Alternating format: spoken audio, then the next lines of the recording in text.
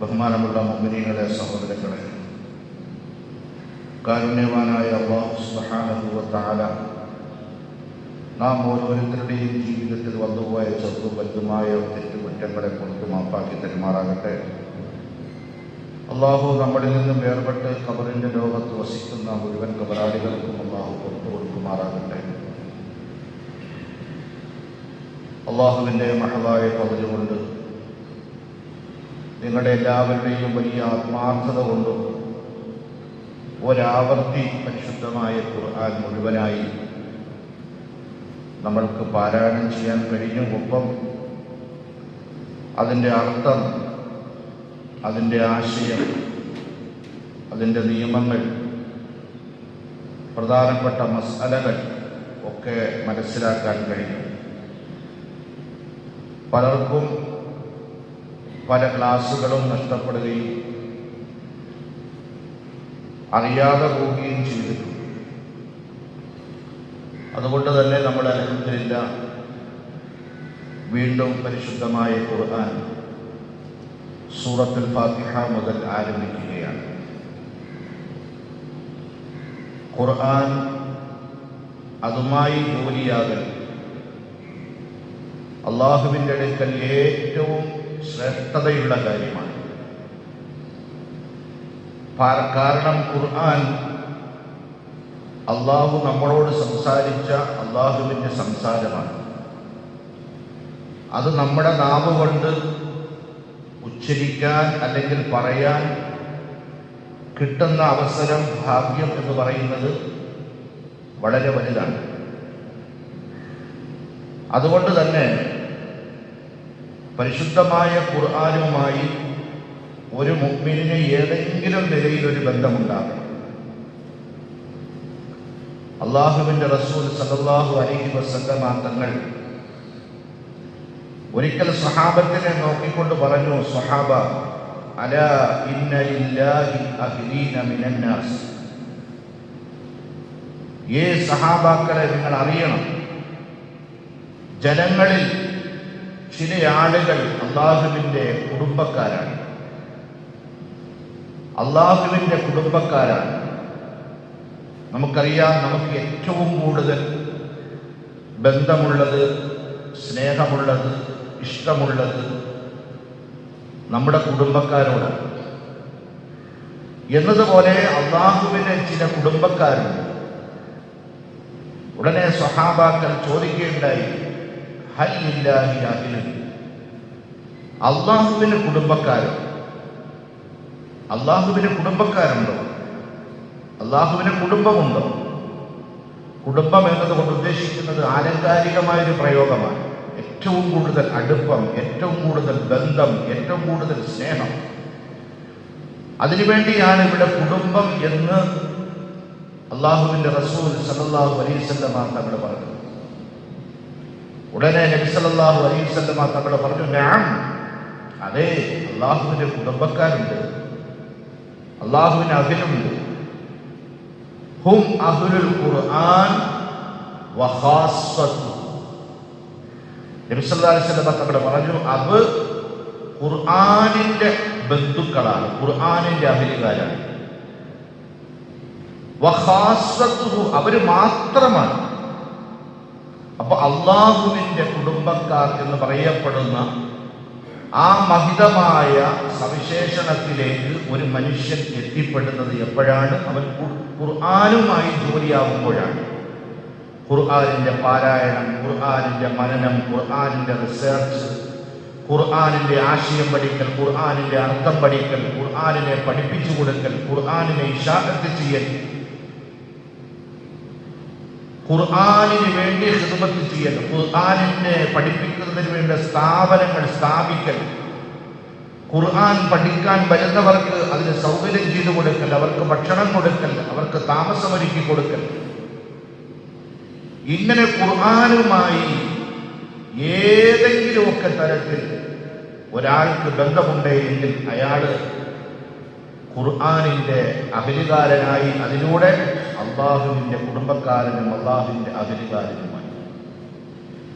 അതുകൊണ്ട് തന്നെയാണ് നബി സല്ലല്ലാഹു അലൈഹി വസല്ലമ തങ്ങൾ അവരുടെ തിരുനാമം കൊണ്ട് വീണ്ടും മൊഴിഞ്ഞു പറഞ്ഞു, മൻ ഖൈറുക്കും മൻ തഅല്ലമൽ ഖുർആന വഅല്ലമ. സ്വഹീഹായ ഹദീസ്. നിങ്ങളിൽ ഏറ്റവും ഉത്തമർ, അങ്ങനെയാണ് പ്രയോഗം, നിങ്ങളിൽ ഏറ്റവും ഉത്തമർ ഖുർആൻ പഠിക്കുകയും അത് പഠിപ്പിക്കുകയും ചെയ്യുന്നവരാണ്. ഖുർആൻ പഠിക്കാൻ വന്നിരിക്കുന്നവർ, ഏത് പ്രായവും അതിനെ പഠിപ്പിച്ചു കൊടുക്കുന്ന ഗുരുനാഥന്മാർ, അവരാണ് നിങ്ങളിൽ മനുഷ്യരിൽ ഏറ്റവും അത്യുത്തമർ എന്ന് ആദരവായ റസൂലുള്ളാഹി സ്വല്ലല്ലാഹു അലൈഹി വസല്ലം. അതുകൊണ്ട് തന്നെ ഇതുപോലെ ഖുർആൻ ഇത്രത്തോളം മഹത്വപ്പെടുത്തുമ്പോൾ വളരെ ശ്രദ്ധിക്കേണ്ടുന്ന ഒരു വളരെ പ്രധാനപ്പെട്ട ഒരു കാര്യമാണ് ഖുർആനിനെ നമ്മുടെ സ്വയം ഇഷ്ടത്തിനും അഭിപ്രായത്തിനും അല്ലെങ്കിൽ നമ്മുടെ ബുദ്ധിക്കും നമ്മുടെ യുക്തിക്കും അനുസരിച്ച് ഖുർആനിനെ വ്യാഖ്യാനിക്കാതിരിക്കുക, ഖുർആനിന് അർത്ഥം പറയാതിരിക്കുക. മഹാനായ റഈസുൽ മുഫസ്സിരീൻ ഇബ്നു അബ്ബാസ് റളിയല്ലാഹു തആല അൻഹു നിവേദനം ചെയ്യുന്ന ഹദീസിൽ കാണാം, മൻ ഖാല ഫിൽ ഖുർആനി ബിറഈഹി ഔ ബിമാ ലാ യഅലമു ഫല്യതബവ്വഅ മഖ്അദഹു മിനന്നാർ.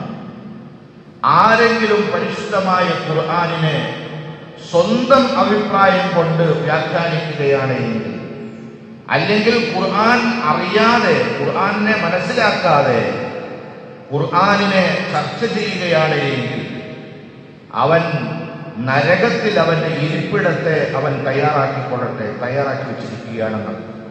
നരകത്തിലാണെന്നർത്ഥം. അപ്പൊ ഖുർആനിനെ തൊട്ട് നമ്മൾ ആരും കളിക്കരുത്. പ്രിയമുള്ളവരെ, ഖുർആനിന്റെ പരിഭാഷ ഞാൻ പലപ്പോഴും പറഞ്ഞിട്ടുണ്ട്. നമ്മുടെ ഏകദേശം ഒരു 400 ലാംഗ്വേജിൽ പരിശുദ്ധമായ ഖുർആനിന്റെ പരിഭാഷകൾ ഇന്ന് സുലഭമാണ്. വെറും കേവലം ഒരു പരിഭാഷയിലൂടെ നമുക്ക് ഖുർആൻ പഠിക്കാൻ കഴിയില്ല. കാരണം നമ്മുടെ കഴിഞ്ഞ കാലത്തെ നമ്മുടെ ഖുർആന്റെ ക്ലാസ്സിൽ തന്നെ ഞാൻ പലയാവർത്തി പറഞ്ഞിട്ടുള്ളൊരു കാര്യമാണ്, ഖുർആനകത്ത് മുഹ്കമായ ആയത്തുകളുണ്ട്, മുതശാബിഹായ ആയത്തുകളുണ്ട്, നാസിഖായ ആയത്തുകളുണ്ട്, മൻസൂഖായ ആയത്തുകളുണ്ട്. അങ്ങനെ കുറെ വിശേഷണങ്ങൾ ഈ ആയത്തുകൾക്ക് തന്നെയുണ്ട്. അപ്പൊ അത് പഠിച്ചിട്ടുള്ള, മനസ്സിലാക്കിയിട്ടുള്ള ഒരു പണ്ഡിതന്റെ വിവരണമോ വിശദീകരണമോ സാന്നിധ്യമോ ഇല്ലാതെ നമ്മൾ കേവലം പദാനുപത അർത്ഥങ്ങൾ മാത്രം മനസ്സിലാക്കിയത് കൊണ്ടിട്ട് ഖുർആൻ പഠിച്ചു എന്ന് നമുക്ക് പറയാൻ കഴിയില്ല. മാത്രമല്ല അത് വലിയൊരു അപകടം കൂടിയാണ്. അള്ളാഹു എനിക്ക് നിങ്ങൾക്ക് മനസ്സിലാക്കാൻ തൗഫീഖ് നൽകി അനുഗ്രഹിക്കുമാറാകട്ടെ. അതുകൊണ്ട് എൻ്റെ സഹോദരങ്ങളോട്, മുഅ്മിനീങ്ങളോട് എനിക്ക് പറയാനുള്ളത്, ഖുർആനുമായി നമുക്ക് ഒരു ദിവസത്തിൽ ഒരല്പസമയമെങ്കിലും ബന്ധമുണ്ടാകണം. എനിക്ക് വായിക്കാൻ അറിയില്ല, കേൾക്കാൻ ചെവി അല്ലാഹു തന്നിട്ടുണ്ടല്ലോ. വായനയല്ലേ അറിയാതെ ഉള്ളൂ, കേൾക്കാൻ അല്ലാഹു ചെവി തന്നിട്ടുണ്ടല്ലോ. ആ ചെവി കൊണ്ട് നമ്മൾ എന്ത് ചെയ്യണം? കേൾക്കണം. ഇനി അതല്ല, ചെവിയും കേൾക്കില്ല, പൊട്ടനാണ്. എങ്കിലും ആംഗ്യം കാണിക്കലിലൂടെ അല്ലെങ്കിൽ ചുണ്ടനക്കലിലൂടെ അവൻ ആ ഖുർആൻ വായിക്കാൻ കഴിയണം. ഇത് നമ്മൾ ഭക്ഷണം കഴിക്കുന്നത് പോലെ, അല്ലെങ്കിൽ ഭക്ഷണം കഴിക്കുന്നതിനേക്കാൾ, വിശക്കുമ്പോൾ നമ്മൾ എന്തായാലും ഭക്ഷണം കഴിക്കണം. ഭക്ഷണം കഴിക്കുന്നതിനേക്കാളും ഒരു നിർബന്ധ ബുദ്ധി നമ്മുടെ ജീവിതത്തിലേക്ക് കൊണ്ടുവരണം. അല്ലാഹു തൗഫീഖ് നൽകുമാറാകട്ടെ. ഈ ഇരിക്കുന്നവർ പലരും വിദേശങ്ങളിൽ പോയിട്ടുള്ളവരാണ്. ഇവിടുത്തെ പള്ളികളിൽ, മസ്ജിദുകളിൽ എന്നെ ഏറെ സ്വാധീനിച്ചിട്ടുള്ള ഒരു കാര്യമാണ് അറബികളുടെ ഒരു സ്വഭാവം. അവരിൽ ഒരുപാട് ന്യൂനതകളോ അല്ലെങ്കിൽ ഏതെങ്കിലുമൊക്കെ തരത്തിൽ എന്തെങ്കിലുമൊക്കെ ഉണ്ടായേക്കാം. അതൊന്നും നമ്മൾ ചർച്ച ചെയ്യാൻ പോകണ്ട, അത് നമ്മൾ കാണാനും പോകണ്ട. പക്ഷെ ഞാൻ എൻ്റെ ജീവിതത്തിൽ എന്നെ അവരിൽ നിന്നിട്ട് ഏറ്റവും കൂടുതൽ സ്വാധീനിച്ചിട്ടുള്ളത്, പ്രത്യേകിച്ച് ഹറമിലൊക്കെ ചെന്നിരിക്കുമ്പോൾ, അല്ലെങ്കിൽ ഹറമല്ലാത്ത മസ്ജിദുകളിൽ ചെന്നിരിക്കുമ്പോൾ, അവർ പള്ളിയിൽ കയറി കഴിഞ്ഞാൽ സുന്നത്ത് നമസ്കാരം, ആ നിസ്കാരം നിസ്കരിച്ചു കഴിഞ്ഞാൽ ഉടൻ അവർ ഖുർആൻ കയ്യിലെടുത്തിരിക്കും. അതവരുടെ ഒരു പ്രത്യേകതയാണ്.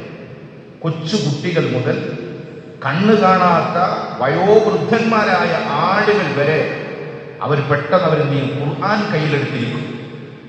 അതിൽ ബഹുഭൂരിഭാഗം ആളുകളും ഹാഫിളുകളായിരിക്കും, എങ്കിലും അവർ ഖുർആൻ കയ്യിലെടുത്തിരിക്കും. അതുകൊണ്ട് നിങ്ങൾ വിദേശത്ത് ചെന്നാൽ നിങ്ങൾക്ക് കാണാൻ കഴിയും, അവിടെ ഖുർആൻ വെച്ചിരിക്കുന്നത് തന്നെ എത്ര മനോഹരമായിട്ടാണ്. ഹറമിൽ അതിനുവേണ്ടി ജോലിക്കാരെ വെച്ചിരിക്കുകയാണ്. ഖുർആനിനെ പരിപാലിക്കാൻ മുസ്ഹഫുകളെ പരിപാലിക്കാൻ ജോലിക്കാരെ ഈ ഹറമുകളിൽ വെച്ചിട്ടുണ്ട്. അവരുടെ ജോലി എന്താണ്? ഒരാൾ ഖുർആൻ ഓതി കഴിഞ്ഞിട്ട് അതിന്റെ ഡ്രോയിൽ കൊണ്ടുപോയി ഉപയോഗിച്ചു, അത് തിരിച്ചാണ് വെച്ചിരിക്കുന്നത് എങ്കിൽ അത് നേരെ എടുത്ത് ക്ലിയറാക്കി അടുക്കി വൃത്തിയാക്കി ഇങ്ങനെ സൂക്ഷിക്കും. അലക്ഷ്യമായിട്ട് ഖുർആൻ അവിടെ ഉണ്ടെങ്കിൽ ഇപ്പൊ നോക്ക്, നമ്മുടെ പള്ളിയിൽ നോക്ക്, ജനലിന്റെ അഴിയുടെ ഉള്ളിൽ ഖുർആൻ കുത്തിക്കറ്റി വെച്ചിരിക്കുകയാണ്. നമ്മുടെ പുറം ഭാഗങ്ങളിൽ കൊണ്ടുവന്ന് ഖുർആൻ അടുക്കി വെച്ചിരിക്കുകയാണ്. ഒരു മര്യാദയില്ലാതെ, ഖുർആനിനോടൊരു മര്യാദയും ബഹുമാനവും ഇല്ലാതെ പെരുമാറാൻ പാടില്ല.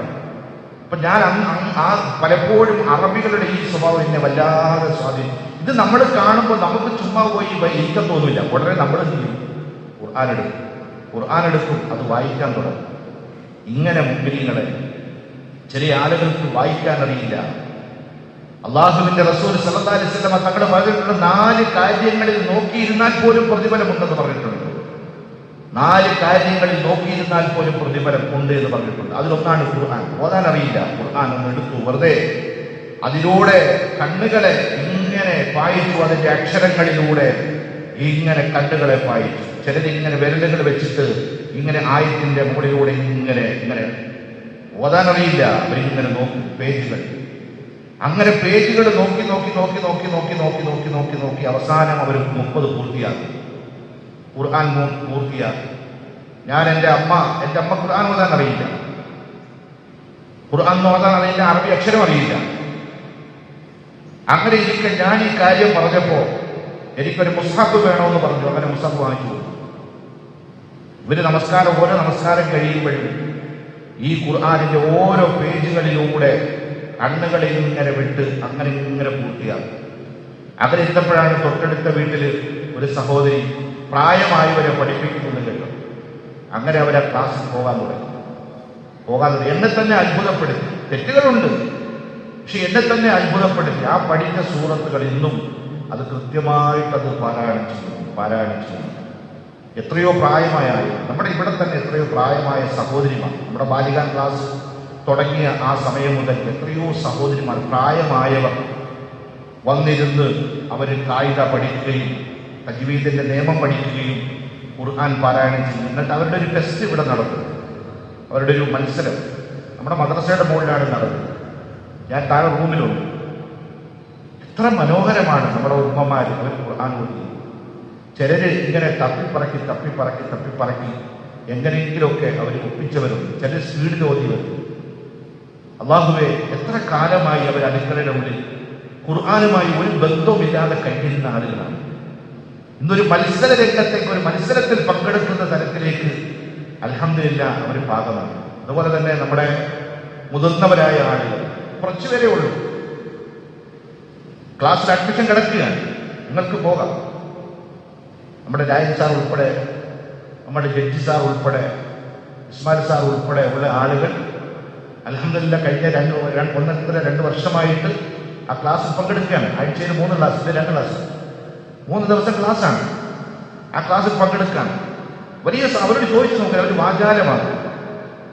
ഒന്നും അറിയില്ലായിരുന്നു, അക്ഷരം എന്ന് പറഞ്ഞാൽ ഒന്നും അറിയുന്നില്ലായിരുന്നു. ചുമ്മാ കുറച്ച് ഇങ്ങനെ കാണാതെ പഠിച്ചു വെച്ചിരുന്നു. അൽഹംദുലില്ലാ ഇപ്പൊ ഖുർആൻ നോക്കി ഞങ്ങൾക്ക് ഏത് സൂറത്തും വായിക്കാൻ കഴിയും. ഞങ്ങൾക്കിപ്പോൾ വായിക്കാൻ കഴിയും. 2 വർഷം കൊണ്ട് കിട്ടിയ അവരുടെ റിസൾട്ടാണ്. അതെന്താണ്? താല്പര്യമാണ്, ആഗ്രഹമാണ്. എനിക്ക് പഠിക്കണമെന്നുള്ള ആഗ്രഹം. അല്ലാഹു നമ്മുടെ തിരക്കില്ലാത്ത മനുഷ്യന്മാരാണ്. ആരാണോ തിരക്കില്ലാത്ത മനുഷ്യന്മാരാണ്? ഞാൻ കഴിഞ്ഞ 2 ജുമായ്ക്ക് ഞാൻ പറഞ്ഞത്, നമ്മൾ സാധാരണ താമസിക്കുകയോ അല്ലെങ്കിൽ തിരക്ക് കാണിക്കുകയോ, നീ എന്താ വലിയ കളക്ടർ ഉദ്യോഗമാണോ ചോദിക്കുന്നത്?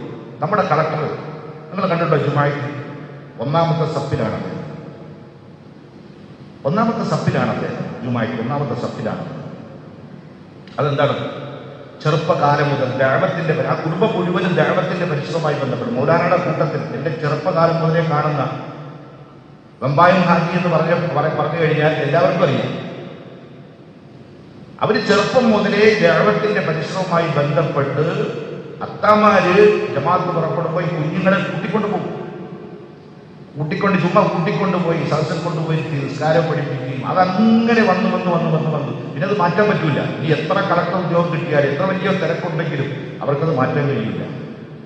അതാണ് അങ്ങനെ നമ്മൾ ഇടുക്കി ചേരണം. നമ്മൾ ഇച്ചിരി സമയം നമുക്കെല്ലാം അറിയാത്തൊന്നുമില്ല. നമുക്ക് നേരത്തെ പോകണം, പള്ളിയിൽ ചെന്നിരിക്കണം, ഖുർആൻ നോക്കണം, ഇതൊക്കെ നമുക്ക് കേട്ടിട്ടുണ്ട്, മനസ്സിലാക്കിയിട്ടുണ്ട്, ഒരുപാട് കാലം കൊണ്ട് നമ്മൾ കേട്ടുകൊണ്ടിരിക്കുക. പിന്നെന്താണ്, നമ്മളെ സമ്മതിപ്പിക്കത്തില്ല, പിശാചി സമ്മതിപ്പിക്കത്തില്ല. അവരെ മാറ്റിയിട്ട് നമ്മുടെ അല്പസമയം ഖുർആനിന് കൊടുക്കുക. അള്ളാഹു ഇതിന് തൗഫീഖ് നൽകുമാറാകട്ടെ. പരിശുദ്ധമായ ഖുർആൻ 30 ജുസ്ഇലാണ്, 30 ഭാഗങ്ങളാണ്. 30 ഭാഗങ്ങളാണ് പരിശുദ്ധമായ ഖുർആൻ. 114 അധ്യായങ്ങളാണ് ആകെ ഖുർആൻ. സൂറത്ത് എന്ന് പറയും. 114 സൂറത്തുകളാണ് പരിശുദ്ധമായ ഖുർആൻ. 540 ഖണ്ഡികകളാക്കിയാണ് ഖുർആനെ പാകപ്പെടുത്തിയിരിക്കുന്നത്. 6666 ചില പാരായണത്തിന്റെ നിബന്ധനകൾ അനുസരിച്ച് വഖഫ് വരുന്നിടത്ത് ചിലപ്പോൾ ആയത്തുകൾ അങ്ങോട്ടോ ഇങ്ങോട്ടോ ചിലപ്പോൾ കുറയുകയോ കൂടുകയോ വ്യത്യാസപ്പെട്ട് വന്നേക്കാം. എങ്കിലും മുഖ്താറായ അഭിപ്രായം 6666 ആയത്തുകളാണ്. 86,430 വാക്കുകളാണ്, കലിമത്തുകളാണ്, വാക്കുകളാണ്. 3,23,760 അക്ഷരങ്ങളാണ്. 1,05,684 പുള്ളികൾ. 1 പുള്ളി, 2 പുള്ളി, 3 പുള്ളി, നുക്ത എന്ന് പറയും അറബിയിൽ.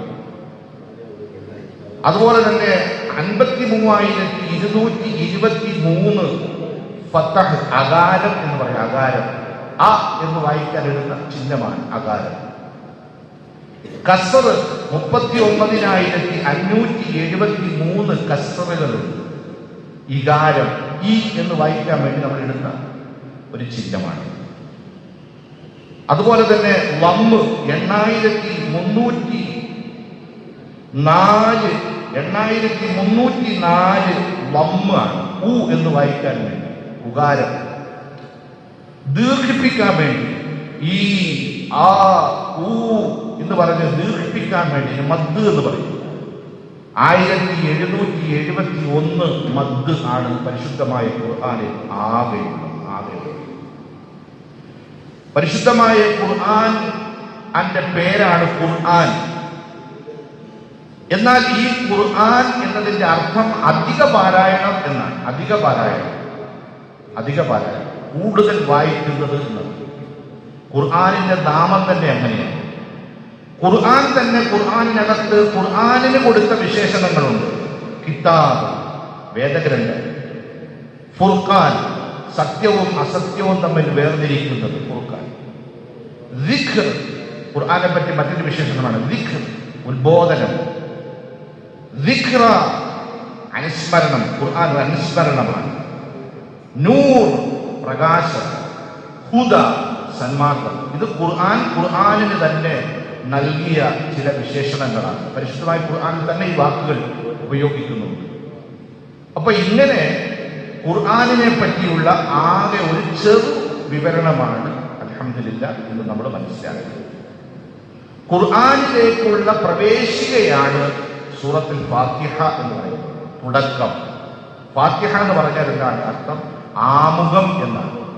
നിങ്ങളൊരു ഗ്രന്ഥം എടുത്തു നോക്കും, അത് ഏത് ഗ്രന്ഥമാണ്, ഏത് ഭാഷയിലുള്ള ഗ്രന്ഥമാകട്ടെ, ആ ഗ്രന്ഥത്തിന്റെ തുടക്കത്തിൽ നമ്മൾ കാണുന്നത് ആമുഖം എന്നാണ്. ആമുഖം എന്നാണ്. എന്താ ആമുഖം? ആമുഖം എന്ന് പറയുന്നത് ആ ഗ്രന്ഥത്തെ, ആ കിതാബിനെ ഒരു പരിചയപ്പെടുത്തലാണ്. അത് നോവലാകട്ടെ, സാഹിത്യമാകട്ടെ, കവിതയാകട്ടെ, ഏതുമായിക്കൊള്ളട്ടെ. എടുത്തു നോക്കിക്കോ. നമ്മൾ പഠിക്കുന്ന ടെക്സ്റ്റ് ബുക്കുകളാകട്ടെ, ഏതുമായിക്കൊള്ളട്ടെ, അതിനൊരു ആമുഖമുണ്ട്. എന്താണ് ആമുഖത്തിന്റെ ലക്ഷ്യം? ഈ കിതാബ് അല്ലെങ്കിൽ പഠിക്കാൻ പോകുന്ന ഗ്രന്ഥം അല്ലെങ്കിൽ ഈ പുസ്തകം അത് ഇന്നതാണ് എന്ന് നമ്മളെ വായിക്കാൻ പോകുന്ന ഒരാളെ പരിചയപ്പെടുത്തുന്നതാണ് ആമുഖം. ഇതുപോലെ പരിശുദ്ധമായ ഖുർആൻ കയ്യിലെടുക്കുമ്പോൾ ആ പരിശുദ്ധമായ ഖുർആനിന്റെ ആമുഖമാണ് സൂറത്തുൽ ഫാത്തിഹ എന്ന് പറഞ്ഞാൽ ഖുർആനിന്റെ പ്രവേശികയാണ്. നമ്മൾ കയറാൻ പോവുകയാണ്, തുറന്ന് അതിന്റെ ഉള്ളിലേക്ക് കയറാൻ പോവുകയാണ്. ഒരു വാതിലാണ് ഖുർആൻ, ഒരു വലിയൊരു മതിൽക്കെട്ടാണ്. ആ മതിൽക്കെട്ടിന്റെ വാതിലാണ് സൂറത്തുൽ ഫാത്തിഹ. ആ ഫാത്തിഹ തുറന്ന് ആ വാതില് തുറന്നിട്ട് നമ്മൾ ഉള്ളിലേക്ക് കയറുകയാണ്. ഉള്ളിലേക്ക് കയറാൻ പോകുമ്പോൾ ചില നിബന്ധന അല്ലാഹു സുബ്ഹാനഹു വ തആല വെച്ചിട്ടുണ്ട്. അതെന്താണ്? ഒരു പ്രാർത്ഥനയാണ്. സൂറത്തുൽ ഫാത്തിഹ ദുആയാണ്, പ്രാർത്ഥനയാണ്. എന്താണ് അതിനകത്ത് പ്രാർത്ഥിക്കുന്നത്? ഇഹ്ദിനസ് സിറാത്തൽ മുസ്തഖീം. അതേ ഉള്ളൂ. ഇഹ്ദിനസ് സിറാത്തൽ മുസ്തഖീം, ഞങ്ങളെ ചൊവ്വായ പാതയിലൂടെ ഞങ്ങളെ നയിക്കണമേ. ചൊവ്വായ പാതയിലൂടെ നീ ഞങ്ങളെ നയിക്കണമേ. ഇത് പറയാൻ വേണ്ടി ആദ്യമായിട്ട് അള്ളാഹുവിന്റെ വിശേഷണങ്ങളെ പറയുകയാണ്. രണ്ടാമത് ആ അള്ളാഹുവിനോടുള്ള നമ്മുടെ സമർപ്പണത്തെ, അർപ്പണബോധത്തെ സമർപ്പിക്കുകയാണ്. മൂന്നാമതായിട്ടാണ് നമ്മുടെ ലക്ഷ്യത്തെ അള്ളാഹുവിനോട് ചോദിക്കുക. എന്താണ് ചോദ്യം? ഇഹ്ദിനസ് സിറാത്തൽ മുസ്തഖീം. അതാണ് ആരംഭം. അൽഹംദുലില്ലാഹി റബ്ബിൽ ആലമീൻ. സർവലോക സംരക്ഷകനായ അള്ളാഹുവിനാണ് സ്തുതി. അവനെ വാഴ്ത്തുകയാണ്.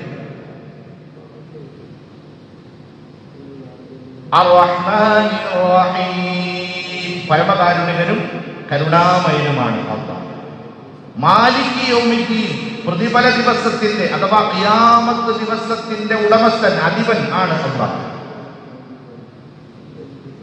എന്നിട്ട് സമർപ്പണമാണ്. ഇയ്യാക നഅ്ബുദു വ ഇയ്യാക നസ്തഈൻ. എന്റെ ജീവിതത്തിന്റെ അവസാന സമയം വരെ അല്ലാഹ് നിന്നെ മാത്രമേ ഞങ്ങൾ ആരാധിക്കുകയുള്ളൂ, നിന്നോട് മാത്രമേ ഞങ്ങൾ സഹായം തേടുകയുള്ളൂ. ആദ്യ റബ്ബിനെ വിശേഷിപ്പിച്ചു, എന്നിട്ട് പുകഴ്ത്തി, അവനെ സംബന്ധിച്ച് പുകഴ്ത്തിയിട്ട് സമർപ്പണവും റബ്ബിന്റെ മുന്നിൽ സമർപ്പിച്ചിട്ട് പിന്നീട് ചോദിക്കുന്ന ചോദ്യം എന്താണ്? ഇഹ്ദിനസ് സിറാത്തൽ മുസ്തഖീം, ചൊവ്വായ വഴിയിലൂടെ ഞങ്ങളെ വഴി നടത്തണമേ. ഇഹ്ദിന, ഞങ്ങളെ നയിക്കണമേ, ഞങ്ങളെ നയിക്കണമേ. ബഹുമാനപ്പെട്ട മൗലാന മർഹൂം അല്ലാഹു സുബ്ഹാനഹു വ തആല ഖബർ വിശാലമാക്കി കൊടുക്കുമാറാകട്ടെ. മഹാനവറുകളുടെ ഒരു ബയാനിൽ ഞാൻ കേൾക്കുകയുണ്ടായി. അങ്ങനെ ഒരു വിശദീകരണം എൻ്റെ ജീവിതത്തിൽ ആദ്യമായി ഞാൻ കേൾക്കുകയാണ്.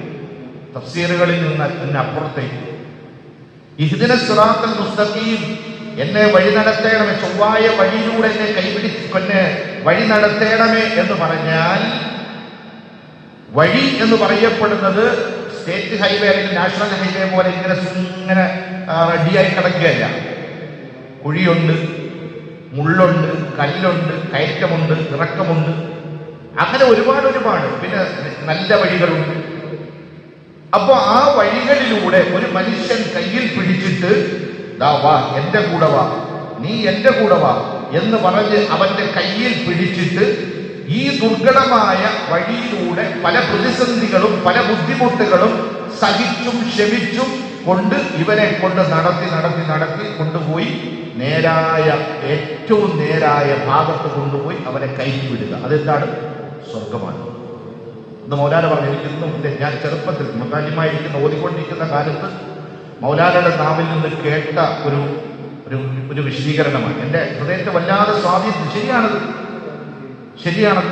വഴി തെറ്റി നിൽക്കുന്ന ഒരു മനുഷ്യന്റെ കൈപിടിച്ചിട്ട് നേരെ ചൊവ്വ അവനെ കൊണ്ട് നടന്ന് യഥാർത്ഥ സ്വർഗത്തിന്റെ ഉള്ളിലേക്ക് കയറ്റിവിടുക. ഇതാണ് ഇഹ്ദിനസ് സിറാത്തൽ മുസ്തഖീം. എന്നെ നേരെ ചൊവ്വയുള്ള വഴിയിലേക്ക് നീ ഞങ്ങളെ നയിക്കണമേ എന്ന് ചോദിക്കുന്ന ആ ചോദ്യത്തിന്റെ ഉത്തരമാണ് സുബ്ഹാനല്ലാഹ് സൂറത്തുൽ ബഖറ മുതൽ സൂറത്തുൽ നാസ് വരെ. സൂറത്തുൽ ബഖറ മുതൽ സൂറത്തുൽ നാസ് വരെ ചൊവ്വായ പാത ഏതാണെന്ന് അല്ലാഹു സൂറത്തുൽ ബഖറയിലൂടെ കാണിക്കുകയാണ്. ബഖറ എന്ന് പറഞ്ഞാൽ എന്താണ്? പശു എന്നാണ് അർത്ഥം. മൃഗം, ഒരു മൃഗമാണ്. അഥവാ ഒരു മനുഷ്യൻ മൃഗതുല്യമായ ജീവിതം നയിച്ചുകൊണ്ട് നിൽക്കുകയാണ് എന്ന് വിചാരിക്കുക. മൃഗതുല്യമായ ജീവിതം, മനുഷ്യന്റെ ഒരു സ്വഭാവമോ സംസ്കരണമോ അവനില്ല. മൃഗതുല്യമായ ജീവിതം നയിച്ചുകൊണ്ടിരിക്കുന്ന ഒരു മനുഷ്യൻ, ആ മനുഷ്യൻ ഖുർആനിലേക്ക് പ്രവേശിക്കാൻ പോവുകയാണ്. അങ്ങനെ പ്രവേശിച്ച് അവൻ നടന്ന് നടന്ന് നടന്ന് നടന്ന് കഥകൾ കേട്ട്, സംഭവങ്ങൾ കേട്ട്, ചരിത്രം കേട്ട്, ഉദ്ബോധനങ്ങൾ കേട്ട്, ഭീഷണികൾ കേട്ട്, വാഗ്ദാനങ്ങൾ കേട്ട്, ഇങ്ങനെ അവൻ സഞ്ചരിച്ച് സഞ്ചരിച്ച് സഞ്ചരിച്ച് അവസാനം അവൻ എത്തായി മാറുന്നു അന്നാസ്. എന്തായി മാറുന്നവൻ? മനുഷ്യനായി മാറുന്നു. മൃഗത്തിൽ നിന്ന് എവിടെ എത്തുന്നു? വൻ അന്നാസ്. ഏറ്റവും അവസാനത്തെ സൂറത്ത് നാസ്, മനുഷ്യനായി മാറും. ഇതാണ് ഖുർആൻ. ആകെ ചുരുക്കം. അള്ളാഹു നമ്മളെല്ലാവരെയും ഹിദായത്തിൽ എത്തിക്കുമാറാകും. അള്ളാഹു ഹിദായത്തിന്റെ വഴിയിലൂടെ നമ്മളെ സഞ്ചരിപ്പിക്കുമാറാകും. ഇതിന് നമ്മൾ ഖുർആനിന്റെ ആമുഖവും ഖുർആനിനെ സംബന്ധിച്ച് ലഘു പരിചയവും അതുപോലെ തന്നെ ഒരു ആശയവുമാണ് അൽഹംദുലില്ലാഹ് ഇന്ന് നമ്മൾ കേട്ടത്. അള്ളാഹു പറഞ്ഞ എനിക്കും കേട്ട നിങ്ങൾക്കും ഹൃദയത്തിൽ സൂക്ഷിക്കാൻ, മനസ്സിലാക്കാൻ, അത് ഇതരരിലേക്ക് പകർന്നു കൊടുക്കാൻ അള്ളാഹു തൗഫീഖ് നൽകി അനുഗ്രഹിക്കുമാറാകട്ടെ. ഈ ഇരുത്തത്തെ അള്ളാഹു സ്വീകരിക്കുമാറാകട്ടെ. നമ്മുടെ സ്വർഗത്തിലും ഇങ്ങനെ ഇരിക്കാനുള്ള ഭാഗ്യം അള്ളാഹു ഈ നിരുത്തത്തെ നിമിത്തമാക്കി തരുമാറാകട്ടെ.